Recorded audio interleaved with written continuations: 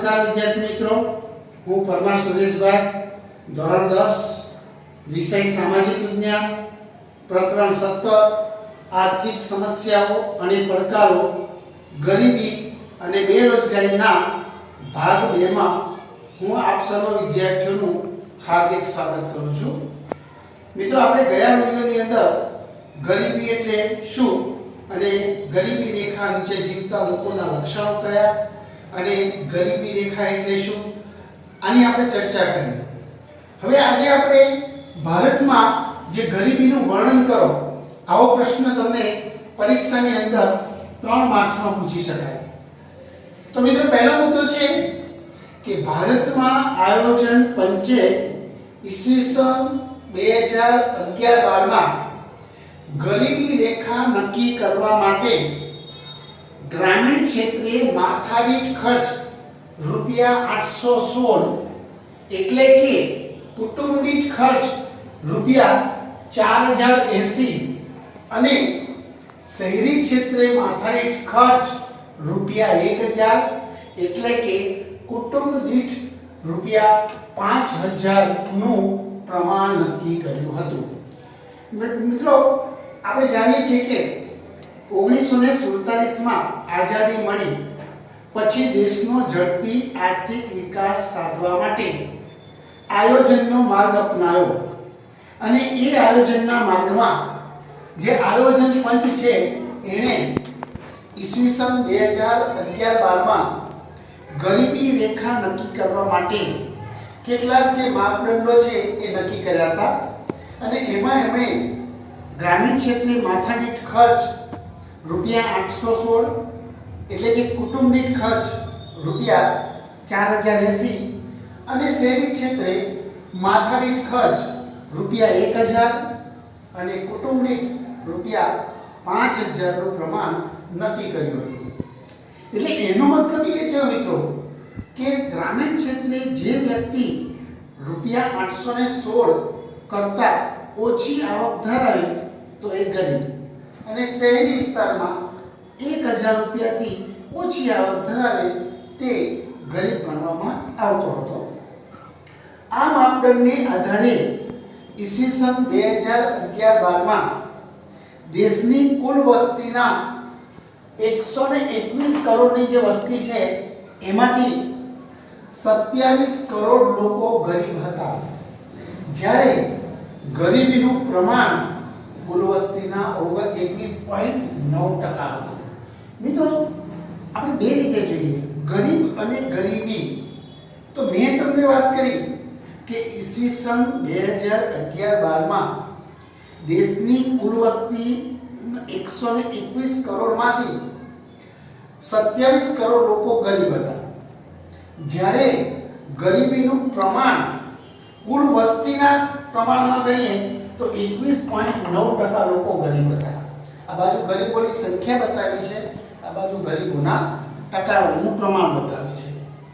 વિશ્વ બેંકે ગરીબીના ધોરણો માટે ઈસવીસન 2012 માં ઈસવીસન 2008ના ભાવે માથાદીઠ દૈનિક આવક એટલે રોજની આવક $1.90 નક્કી કર્યા હતા।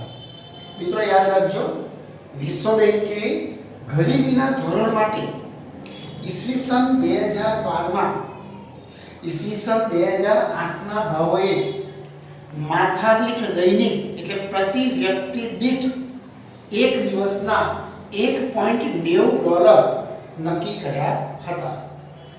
વિશ્વ બેંકના એક અહેવાલ મુજબ ઈસવીસન 2010 માં ભારતની કુલ વસ્તી 121 કરોડમાંથી 45.6 કરોડ લોકો ગરીબ હતા।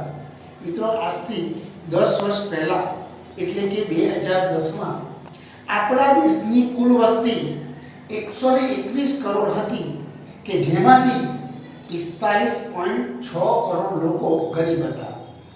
એટલે કે કુલ વસ્તીના 32.7% લોકો ગરીબી રેખા નીચે જીવન જીવતા હતા।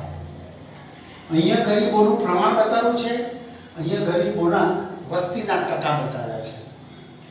UNDP United Nations Development Programme 2015 ના રિપોર્ટ મુજબ ભારતમાં ગરીબીનું કુલ પ્રમાણ કુલ વસ્તીના 21.92% હતું.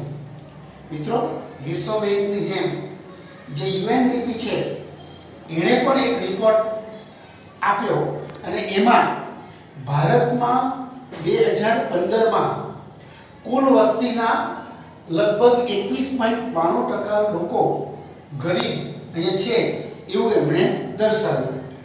એમાં ગ્રામીણ ક્ષેત્રે ગરીબીનું પ્રમાણ 25.7% અને શહેરી ક્ષેત્રે ગરીબીનું પ્રમાણ 13.7%. એટલે કે 2015માં જે યુએનડીપીએ રિપોર્ટ આપ્યો એ પ્રમાણે 1000 લોકોમાંથી ગ્રામીણ ક્ષેત્રે લગભગ 26 યાની કે 25.7 એટલે કે 26 લોકો અહીંયા ગરીબ ગણાતા હતા અને શહેરી ક્ષેત્રમાં ગરીબીનું પ્રમાણ 13.7 એટલે કે પ્રતિ હજારે 14 લોકો ગરીબ હતા.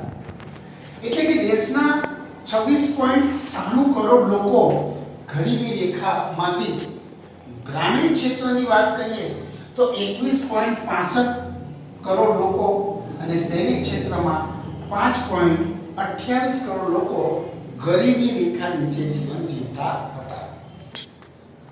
ભારતમાં ગરીબીના પ્રમાણમાં આંતરરાજ્ય અસમાનતા પ્રવર્તે છે. એટલે કે આપણા દેશના દરેક રાજ્યોમાં ગરીબીનું પ્રમાણ જુદું જુદું છે. ભારતમાં ગરીબીનું સૌથી ઊંચું પ્રમાણ છત્તીસગઢ રાજ્યમાં 36.93% છે અને સૌથી નીચું પ્રમાણ ગોવામાં એટલે કે 5.09% હતું. હવે મિત્રો, આ જ પ્રશ્ન ખાલી જગ્યા કે એમસીક્યુમાં પૂછાય કે ભારતમાં ગરીબીનું સૌથી ઊંચું પ્રમાણ ધરાવતું રાજ્ય કયું છે? તો છત્તીસગઢ. એની અંદર ગરીબીનું પ્રમાણ 36.93% છે, જ્યારે સૌથી નીચું ગરીબીનું પ્રમાણ ગોવા રાજ્યમાં 5.09% જોવા મળ્યું હતું. ભારતમાં છત્તીસગઢ, અસમ, ઉત્તર પ્રદેશ, મણિપુર, બિહાર, અરુણાચલ પ્રદેશ, ઝારખંડ, ઓડિશા વગેરે રાજ્યોમાં ગરીબીનું પ્રમાણ સરેરાશ 30%થી વધારે છે. એટલે કે મિત્રો, આ જે રાજ્યો છે એ મેં તમને વાત કરી એમાં સરેરાશ વસ્તીના 30% લોકો ગરીબ છે. ગુજરાતમાં ગરીબીનું પ્રમાણ 16.63% છે. મિત્રો, ખાલી જગ્યા પૂછાય કે ગુજરાતમાં ગરીબીનું પ્રમાણ ખાલી જગ્યા ટકા છે તો 16.63% છે. હવે આપણે આ ગરીબીની બે ક્ષેત્રની અંદર જોઈએ કે ભાઈ ગ્રામીણ ક્ષેત્રે ગરીબ કોને કહેવાય અને શહેરી ક્ષેત્રે ગરીબો કોને કહેવાય. તો આપણે ગ્રામીણ ક્ષેત્રે જે ગરીબો છે એની વાત કરીએ તો ગ્રામીણ વિસ્તારમાં વસતા ગરીબોમાં મુખ્યત્વે જમીન વિહોણા, ખેત મજૂરો, ગૃહ ઉદ્યોગો કે કુટીર ઉદ્યોગોના કારીગરો, સીમાંત ખેડૂતો, ભિખારીઓ, વેઠિયા મજૂરો, જંગલ કે પહાડી વિસ્તારમાં રહેતા લોકો, જનજાતિઓ, કામ ચલાઉ કારીગરો વગેરેનો સમાવેશ ગ્રામીણ ક્ષેત્રના ગરીબોમાં થાય છે. મિત્રો, અહીંયા આપણે વાત કરીએ જમીન વિહોણા ખેત મજૂરો કે જેની પાસે જમીન નથી એવા ખેત મજૂરો, ગૃહ ઉદ્યોગ કે કુટીર ઉદ્યોગના કારીગરો. મિત્રો, કે જે ગૃહ ઉદ્યોગ, લઘુ ઉદ્યોગ કે કુટીર ઉદ્યોગમાં કામ કરતા જે કારીગરો છે તે, સીમાંત ખેડૂતો જે જમીનદારોની જે જમીન છે એ ખેડૂત તરીકે એ ખેતી કરે તે, ભિખારીઓ એટલે જે ભીખ માંગે તે, વેઠિયા મજૂર એટલે અનિચ્છાએ કામ કરતા મજૂરો અથવા તો વેતન લીધા વિના કામ કરતા મજૂરો, જંગલ કે પહાડી વિસ્તારમાં રહેતા લોકો જેને આપણે જનજાતિઓ કહીએ છીએ એ કામ ચલાઉ જે કારીગરો છે એનો સમાવેશ ગ્રામીણ ક્ષેત્રના ગરીબોમાં થાય છે. શહેરી ક્ષેત્રના ગરીબોની વાત કરીએ તો શહેરી વિસ્તારમાં વસતા ગરીબોમાં મુખ્યત્વે કામચલાઉ મજૂર. મિત્રો, કામચલાઉ મજૂર એટલે કે એને અમુક દિવસ કામ મળે અને અમુક દિવસ ન મળે. બેરોજગાર, જે વ્યક્તિને કામની શોધ હોય, કામ કરવાની ઈચ્છા શક્તિ હોય, લાયકાત હોય, છતાં કામ ન મળે. દૈનિક શ્રમિક, રોજ કમાઈ અને રોજ ખાતો હોય એ દૈનિક શ્રમિક કહેવાય. ઘર નોકર, કોઈના ઘરે એ ઘરકામ કરતો હોય. રિક્ષા ચાલક, રિક્ષા ચલાવતો હોય.